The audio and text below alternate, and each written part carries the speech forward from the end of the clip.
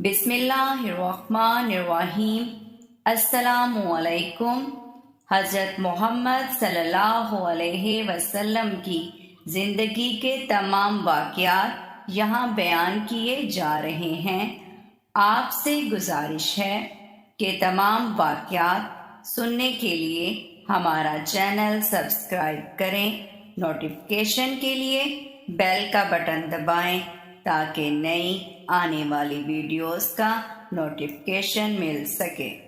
نماز روزے کی فرضیت۔ اور اللہ تعالیٰ نے ماہ رمضان کو فرض کیا اور مدینہ میں آپ صلی اللہ علیہ وسلم کی آمد کے 1 سال 5 ماہ بعد شعبان میں قبلہ کو مسجد حرام کی طرف پھیرا گیا، اور بعض کا قول ہے کہ 1.5 سال بعد پھیرا گیا، اور اللہ تعالیٰ نے آیات اتاری اور ماہ رمضان کی فرضیت کے نزول کے درمیان اور قبلہ کے کعبہ کی طرف پھرنے کے درمیان 13 دنوں کا عرصہ تھا۔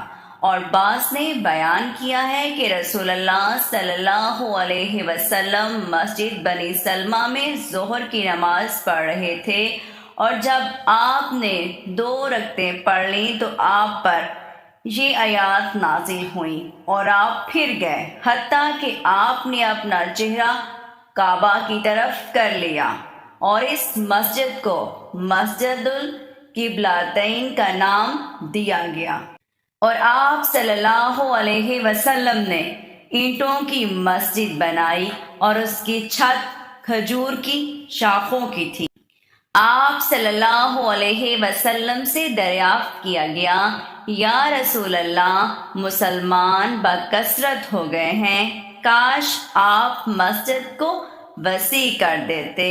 آپ صلی اللہ علیہ وسلم نے فرمایا، حضرت موسیٰ علیہ السلام کی چھت کی طرح چھت نہیں ہے، اور حضرت عباس کے غلام جسے کلاب کہا جاتا تھا مینار بنایا، اور رسول اللہ صلی اللہ علیہ وسلم کے زمانے میں مسجد کا مینار نہ تھا، اور حضرت بلال رضی اللہ تعالی عنہ اذان دیا کرتے تھے۔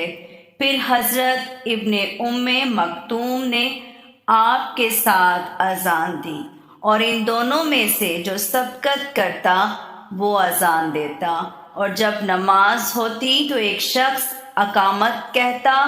اور داقدی نے بیان کیا ہے کہ حضرت بلال رضی اللہ تعالیٰ عنہ جب اذان دیتے تو رسول اللہ صلی اللہ علیہ وسلم کے دروازے پر کھڑے ہو جاتے اور کہتے، الصلاۃ یا رسول اللہ، حی علی الصلاۃ حی علی الفلاح۔